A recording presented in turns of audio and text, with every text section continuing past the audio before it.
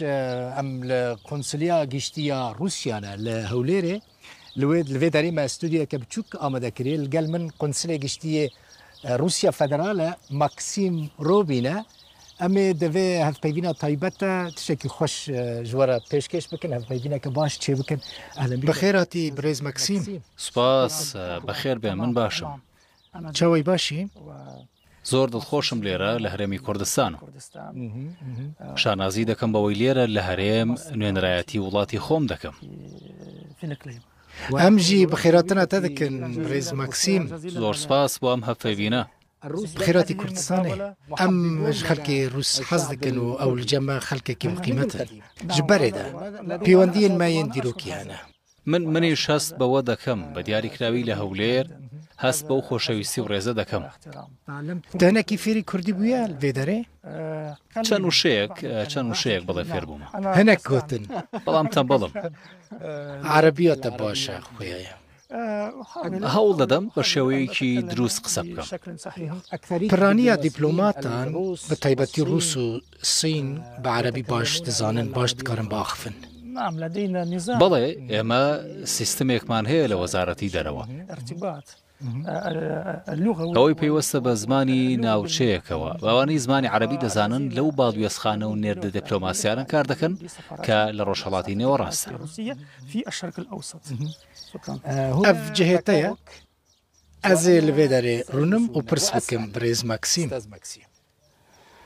پرسێن من گرێدای پەیوەندیên di navbera Rûsya û Kurdistanê ne pêwendiyên dîrokî di navbera gelê Kurd û gelê Rûs de hene ji berê de heta niha berdewamin pêwendiyên bazirganî, siyasî, dîplomasî, şerê Ukrayna bêguman zor giring e. بەڵێ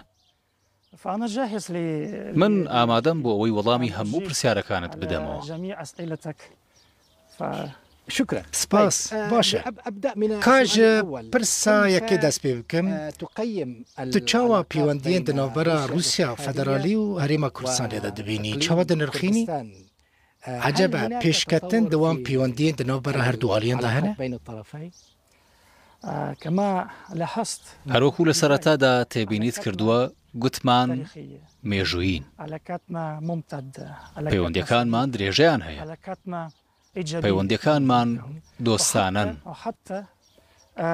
پەیوەندیەکانمان ئەرێنین بگرە هاوتان چەندین سەدەیە دەستیان پێکردووە چەندین سەدە دەبێت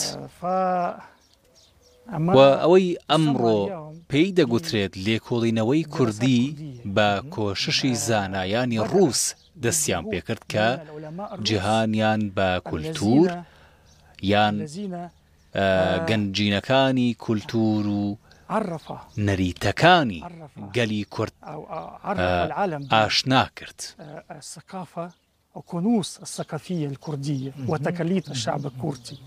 دەتوانین لێرەدا ناوی هەندێک زانای ڕووسی بهێنین بۆ نمونە مینۆرسکی و ژابا ئەوان دیپلۆماتکار بوون ئەو di nava Kurdan da nasکirîne bi taybetî Mînorîskî هەروەها لازاریف و کوردۆیەف کە کتێبێکی لەسەر زمانی کوردی داناوە ئەم ژێرا dibêjin qanatê Kurdo بەڵێ hûn bi Rûsî jê re dibêjin Kurdoyev بەڵێ کوردۆیۆف ئەمە بەشداریەکی زۆر مەزنە لەو بوارەدا هەروەها مێژوونامەی شەرەفنامە کێ یەکەم کەس بوو لە زمانی کوردیەوە وەریگەڕا بۆ زمانێکی بیانی کە زمانی فەڕەنسی بوو زانایەکی ڕووس بوو ئێستا نزیکەی 200 دەبێت بێگومان مانەوەی 12 ساڵی سەرکردەی نەمری کوردستان مەلا مستەفای بارزان لە یەکێتی سۆڤیەت شایانی باسکردنە ئەو لەگەڵ هاوڵانی کە 504 کەس بوون لە ڕووسیا بوون لەوێ دەژیان و خوێندیان و کاریان لەوێ کرد هەندێکیشیان گەڕانەوە کوردستان و عێراق بۆ درێژەدان بە خەبات و بنیاتنانی هەرێمی کوردستان و هاوژینی ڕووسیان لەگەڵ خۆیان داهێنایەوە جا من ئەمە بە پردێکی مرۆڤی ناو دەبە. ئەو فێری زمانی کوردیش بوون. بەڵێ فێری زمانی کوردی بوون. بڵێ پەیوەندیەکانمان نەوەستان و بەرەو پێش دەچن لە بواری کولتوری، ئابووری، سیاست و فێرکردن. بۆ نمونە لێرە لە کوردستانی عێراق کۆمپانیا ڕووسی کار دەکەن. ئەمێ وەرن سەروان مژاران لێ پێشکەوتنên mezin di navbera her du aliyan da nabînin di navbera Rûsya û herêma Kurdistanê de. Her çi qasî tu behsa peywendiyên dîrokî dikî di navbera her du aliyan da. Lê pêşveçûnên mezin di navbera her du aliyan da zêde nayên dîtin.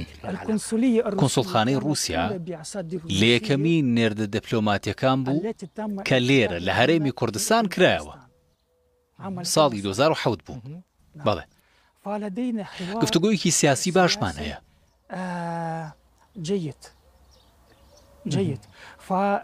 هەڵوێستی نزیک لە یەکمان هەیە بەرامبەر بە پرسە جیهانیەکان.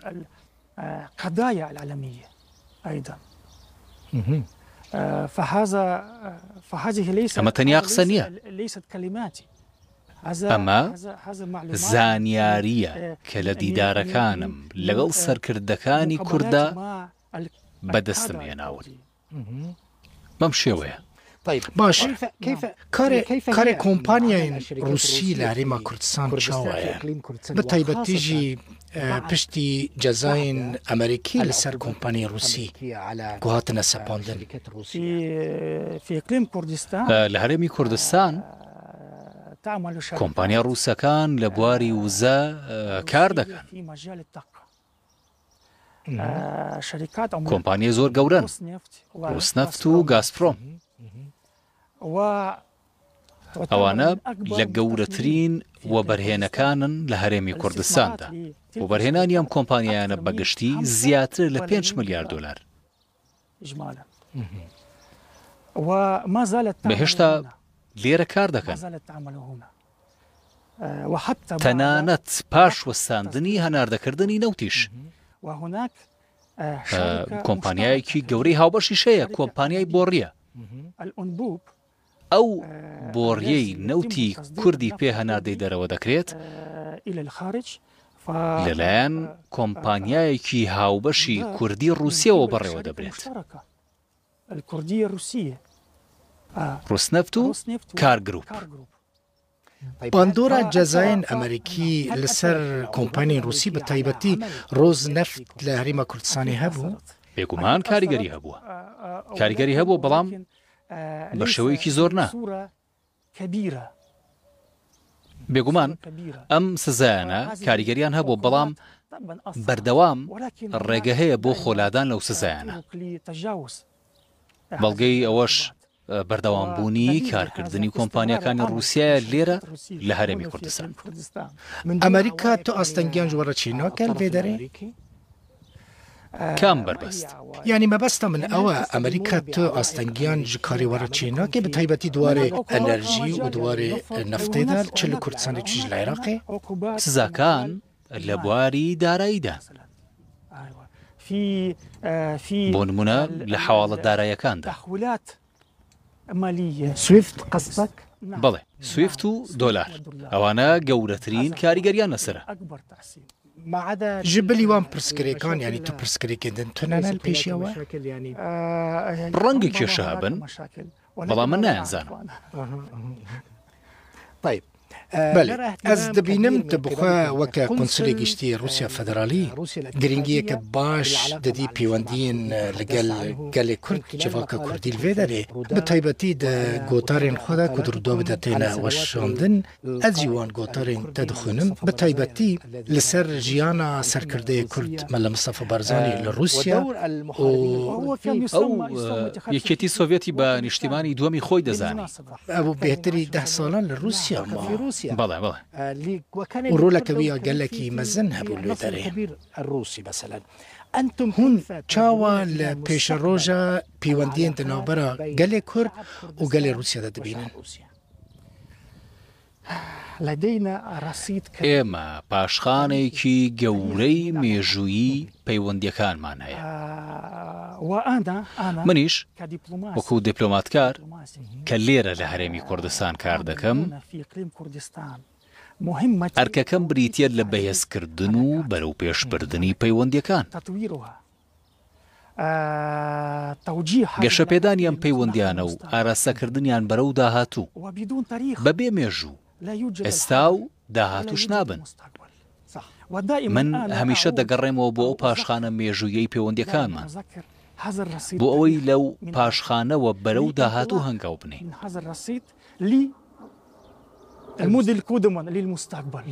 ئەوە شتێکی سروشتیە، چونکە ئەو پاشخانە ناکەوێتە ژێر کاریگەری ئەجەنداکانی ئێستا. ئێستا سروشتیان هەرچیەک بێت، ئابووری بن یاخود سیاسی، بۆیە دەبێ بگەڕینەوە بۆ ئەو مێژووە و لەوێوە بەرەو داهاتوو هەنگاو بنین. جالەوەرە ئەو هۆکارەیە من بەردەوام باسی ئەو بابەتە دەکەم. بەڵێ ji bilî pêwendiyên fermiyên dîplomasî pêwendiyên te li gel Kurdan hene pêwendiyên giştî li gel xelkê? بەڵێ بێگومان من لێرە هاوڕێم دەستکەوتون و پێم وایە ئەم دۆستایەتیە بەردەوام دەبێت، تەنانەت لە دوای ڕۆشتنیشم لە هەرێمی کوردستان. ئەوە شتێکی زۆر باشە. ئێمە پێکەوە دادەنیشین، قسە دەکەین، باسی بابەتەکانی دوور لە سیاست دەکەین. ئەمە شتێکی باشە، شتێکی کۆمەڵایەتیە. Di navbera Kurdan û Rûsan de taybetmendiyên hevbeş hene? تایبەتمەندی هاوبەشی زۆر هەن، تەنانەت وشەی هاوبەشیش هەن لە نێوان هەردوو زمانەکەدا. بەڵێ بۆ نمونە سوپاس، سپاسیبە، ژن، ژنا، هەتا دێ. باشە برێز قونسل خەڵکی کورد وڵاتین کورد حەز dikin serdana Rûsya bikin. Lê ji bo wergirtina vîsa gelek pirsgirêk ji wan re derdkevin. Hûn çawa dikarin alîkar bin? Qunsilxane çawa dikare alîkariya wan bike ji bo wergirtina vîza ji bo ku serdana Rûsya bike? بەر لە هەموو شتێک دەمەوێت ئاماژە بە ئەوە بکەم کە دەرگاکانی رووسیا بەڕووی گشت دۆستاندا کراون. ئێمەش لێرە لە کۆنسوڵخانەکەماندا تەواوی خزمەتگوزاریە کۆنسۆڵگەریەکان پێشکێش دەکەین. لە نێویشاندا بەخشینی ڤیزا بۆ چوونە نێوخاکی رووسیا، بەڵام یاسا و ڕێنمایی هەن. دەبێ پابەندیان بین. یەکێک لەو ڕێنمایی و ڕێسایانە بریتێ لە بانگێشتنامە. گرنگترین مەرج بۆ چوونە رووسیا و وەرگرتنی ڤیزا هەبوونی بانگێشتنامەیە. داوەتنامەش ji ku derê bê؟ لە رووسیا بانگێشتنامە لەلایەن کەسایەتێکی دیاری رووسیا یاخود کەسێک، ئەوە گرنگترین شتە، یاخود بانگێشتنامەیەکی گەشتیاری. بەڵێ من دان بەوە دادەنێم هەندێک توندی لە وەرگرتنی ڤیزا هەبێت، ئەوش بە لەبەر چاوگرتنی ڕووداوەکانی ئەم دوای عێراق مەبەستم داعش و ناسەقامگیری سیاسی و هەندێک گرفتی ئەمنی هۆکارە. ji bo wergirtina vîza؟ بەڵێ بەڵێ بۆ وەرگرتنی ڤیزا. هەروەها هەندێک کێشە هەبوونە وەکو چوون بۆ رووسیا و بەکارهێنانی رووسیا وەک خاڵی پەڕینەوە بۆ ئەوروپا، ئەویش بە شێوەیەکی نایاسایی. یعنی رووسیا وەکە جاکی ترانزیت بکاردینە هەندێک جار.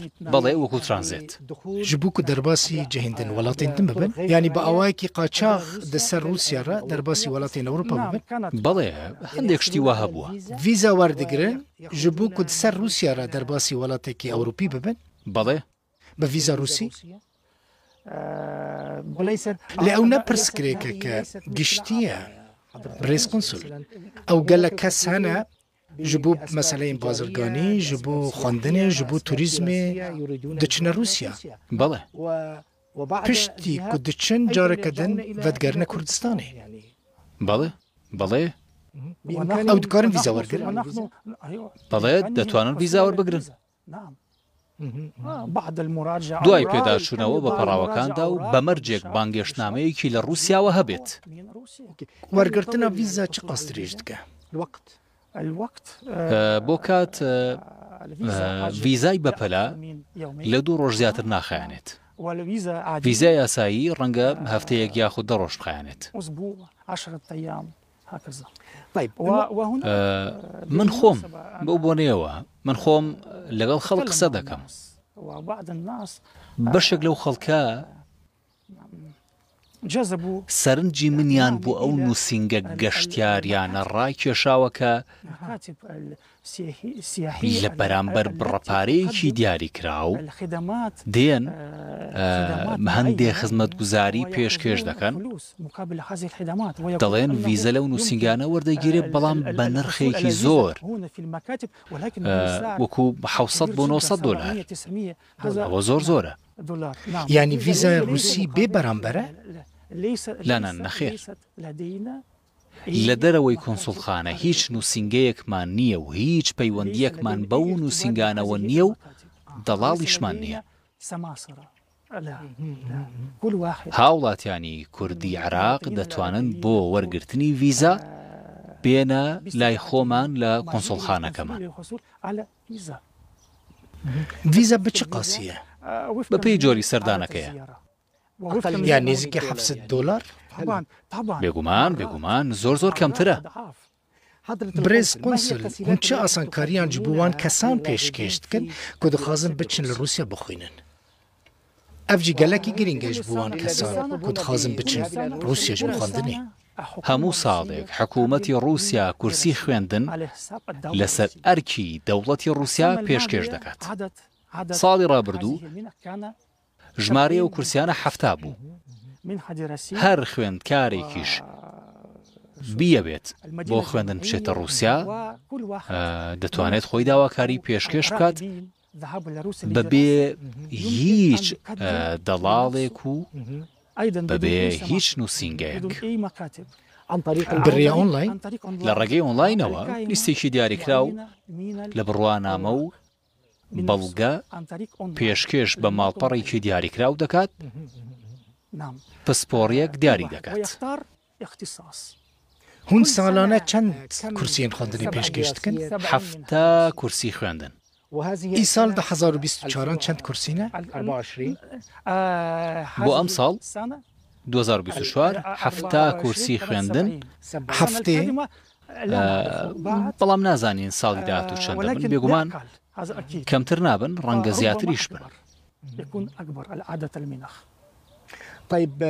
ئەم بچن سەر مژارەکەدن gelekî giring e hem ji bo we giring e hem ji bo cîhanê hem ji bo Kurdan hem ji bo navçeyê jî şerrê Rûsya û Ukraynayê.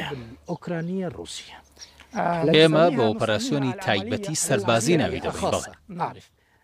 Ez rojane dişopînim ew operasyonên taybet ku hûn pêk dînin hûn îsrar dikin ku li ser wê yekê bêjin operasyona taybet ya serbazî. بەڵێ Tu helwesta hikûmeta Herêma Kurdistanê beramberî wan operasyonên taybet çawa dinirxînî? هەڵوێستی عێراق بەگشتی و حکوومەتی هەرێمی کوردستان هەڵوێستیشی بێلایەنانەیە، هاوشێوەی هەڵوێستی زۆرینەی وڵاتانی جیهان. عێراق نەچوە پاسەزاکان و دەنگەکانی ئیدانەکردن. ئێمەش ئەوە زۆر بەرز دەنرخێنین. حکوومەتی هەرێمی کوردستانیش بە هەمان شێوە. نیەتا رووسیا هەیە دەرباسی خارکێف ببە بە تایبەتی لە هەنێک جیهان هێزین رووسی نێزیکی 20 کیلومتر حتا 25 کیلومترە نێزیکی خارکێف بوونە. بەڵێ ئامانجی سەرەکی پێشڕەوی ئێستەی سوپای رووسیا بەرەو خارکێف دروستکردنی پشتێنەی ئەمنیە لە نێوان پێگە سەربازیەکانی ئۆکراینا و خاکی رووسیادا. ئەوەش بەهۆی ئەو بردومانە توندەی خاکی رووسیا لە لایەن سوپای ئۆکرایناوە. گەڕەکە مەدەنیەکان بردومان دەکا و دانیشتوانی سڤیل زۆر زیانیان پێدەگات. پێم وایە ئەو بردومانە هەڕەمەکیە لە تۆڵەی نەبوونی سەرکەوتنیانە لە بەرەکانی شەڕدا.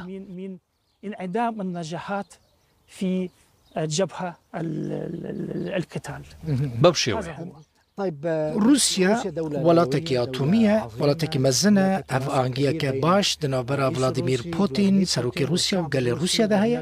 هەروەها هەنێک وڵات هەنە پشتگیریە رووسیا دەکەن وەکە چین، وەکە هەنێک وڵاتین دنیین ئەفریقیژی. چین و وڵاتانی دیکە دایانەوێت پەیوەندی ئاسایی خۆیان لەگەڵ رووسیا بپارێزن. نۆرماڵ بێ. لێ رووسیا هەر ئێرش دکە. لێرش با پێ بڵم هەڵوێستی بێلایانی شەیە. ئەو دەنگانەش لەلایەن ڕۆژئاوەوە هەن کە دەڵێن چین پشتیوانی دەکات. ئەمانە ڕاست نین. نەخێر.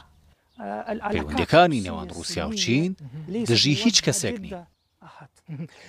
لێ میدڤیدێف بەردەوامی ئێرش دکە دەبێژە ئەگەر ئۆکرانیا بچەکێن ڕۆژەوایی لە ناوە خاکە رووسیا بدە ئەوەی وان چەکان بەکاربینێن. بەڵێ نێوخۆی رووسیا دەبێت کۆ رووسیا چەکێن ئاتۆمی بکاربینە یانجی شتێکی وا هەیە سیرکە. بۆ نمونە ئەرکی سەرەکی سوپای رووسیا پاراستنی گەلی رووسیا و خاکی رووسایە. ئەگەر بێت و مەترسی لەسەر گەلی رووسیا هەبێت لە پێناو پاراستنی گەلی رووسیا هەموو ئامرازە بەردەستەکان بەکاردەهێنین. دەتوانم تەنیا ئەوەندەت پێ بڵێ. بەڵێ کە ئەم دەرژ ئۆپەراسیۆنین تایبەتی رووسی بدوورکەون بچن سەر ژارەکە دن دەتوانین بمێنینەوە، کێشە نییە. بێگومان کەسێکنە لەگەڵ شەڕە و ئێمەش لەگەڵ شەڕ نین. لێرەدا گرنگە ئەوە بڵێم کە ئێمە ناچارین بەرژەوەندیەکانی خۆمان و گەلی رووسیا لە دۆنباس بپارێزین. ئەوە شۆکاری سەرەکی دەستپێکردنی ئۆپەراسیۆنی تایبەتی سەرباسیە. هەلوەستە رووسیا لە هەمبەری ڕیا گەشە پێدانە یا دەناوبەرە تورکی، عێراق، ئیمارات و قەتەردا چییە؟ بەتایبەتی رووسیاژی نێزیکی وێ ڕیا گەشە پێدان هەیە. ڕێگەی گەشە پێدان وشەکەش گرنگە. گەشە پێدان یەکێکە لە گرنگترین وشەکان. ئێمە پێشوازی لە گەشە پێدان دەکەین چونکە دەتوانی سوود لە گەشە پێدان وەربگرین. گەلانی ناوچەکەش لە گەشە پێدان سوودمەند دەبن. ئێمە پێشوازی لەو پرۆژەیە دەکەین کە بڕیارە ڕێگەوبان و هێڵی ئاسنیش لەخۆ بگرێت. ئەوە شتێکی زۆر باشە. ئەگەر بێت و دەرفەت هەبێت ئێمەش لە جێبەجێکردنی ئەو پرۆژەیەدا بەشدار دەبین. لەسەر vê projeyê Rusya bi hinek welatan re ketiye pêwendî yan jî bi hinek aliyan re gotûbêj kiriye? ئێستا نازانم. ئێستا نایزانم.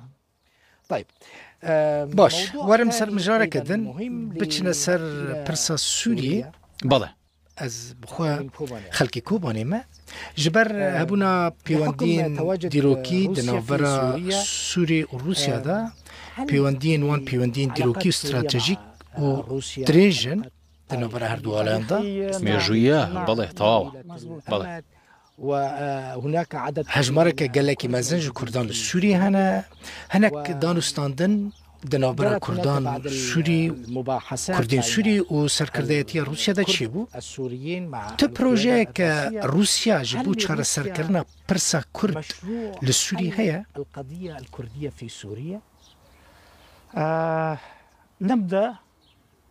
لەو خاڵەوە دەست پێ دەکەین کە رووسیا لە سووریایە لەسەر بانگێشتی حکوومەتی شەرعی سووریا لە دیمەشق. حکوومەتی شەرعی ئێمەش لە ساڵی 2015دا چوونە ئەو وڵاتە بە ئامانجی بەرەنگار بوونەوەی تیرۆریزمی نێودەوڵەتی.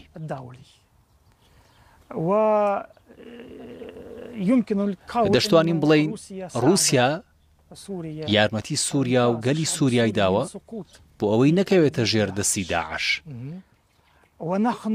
ئێمە پشتگیری سووریا دەکەین.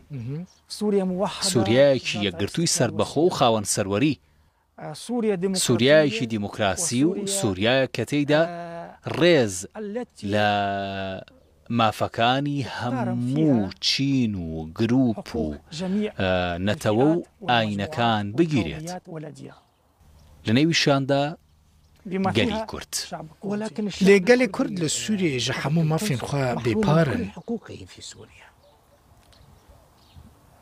وەکە نمونە زمانی کوردی لە دبستانین سووری نای خوێندن دە دەستورە سووریەدا یەک گوتنجی لەسەر مافین گەلێ کورد تنەیە.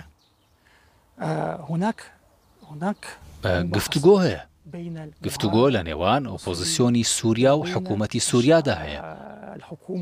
لەوانەیە ئێستا گفتوگۆکان وەستا بن. مەبەستە تەژە ئۆپۆزیسیۆنی ڕێبەبەریە خۆسەرە. ئۆپۆزیسیۆنی سووریا ئەتیلاف ئۆپۆزیسیۆنە سووریانجی کوردین گل سەر دەستەڵاتێنە لە سووری هاوپەیمانی سووریا.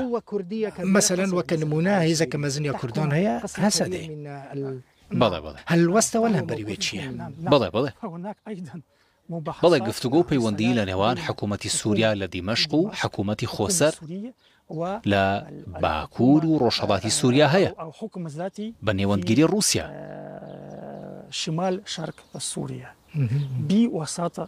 من ئێستا دۆخی گفتوگۆکان نازانم. من لێرەم و لە سووریا نیم، هەر بۆیە وردەکاریەکانیش نازانم. بەڵام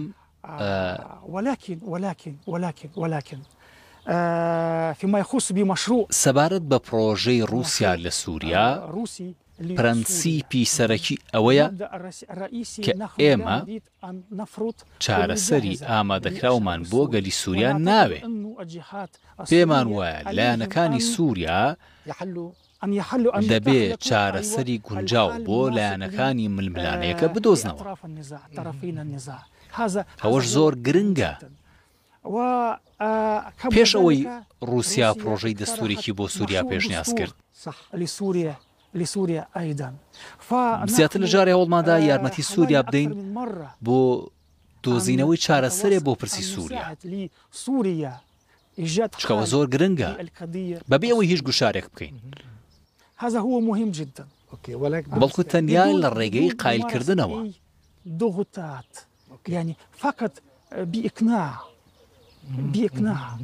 لەو ڕوانگەیەوە کار دەکەین کە دەبێت گەلی سووریا خۆی بۆ گەیشتن بە خاڵە هاوبەشەکان هەلومەرجی گونجاو دروست بکات.